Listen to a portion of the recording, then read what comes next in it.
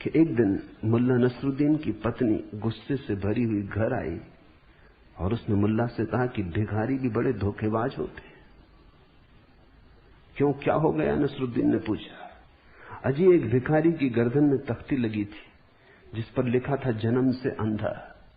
मैंने दया करके पर्स में से 10 पैसे निकाल के उसके दान पत्र में डाल दिए तो जानते ही कहने लगा, हे सुंदरी, भगवान तुम्हें खुश रखे। अब तुम ही बताओ उसे कैसे मालूम हुआ कि मैं सुंदरी हूं? मुल्ला खिलखिला के हंसने लगा और कहने लगा, तब तो वो वास्तव में अंधा है और जन्म से अंधा है।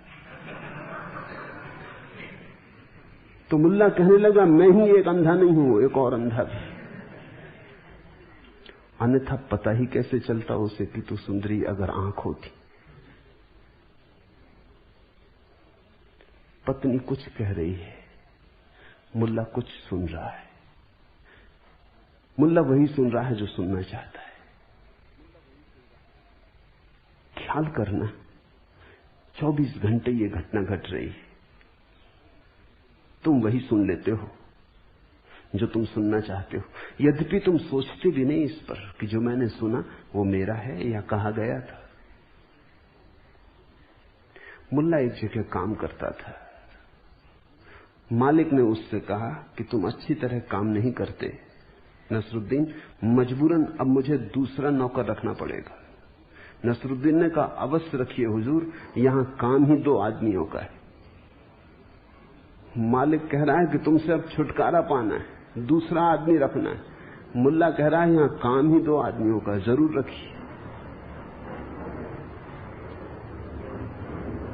पीछे खड़े होकर जो तुम सुनते हो उस पर एक बार पुनर्विचार करना। यही कहा गया था। अगर व्यक्ति ठीक ठीक सुनने में समर्थ हो जाए तो नंबर 2 का श्रोता हो जाता, नंबर 3 से ऊपर उठाता है। नंबर 3 का श्रोता अपनी मिलाता है। नंबर 3 का श्रोता अपने को ही सुनता है, अपनी प्रतिध्वनियों को सुनता है। उसकी दृष्टि साफ सुथरी नहीं है, वो सब विकृत कर लेता है।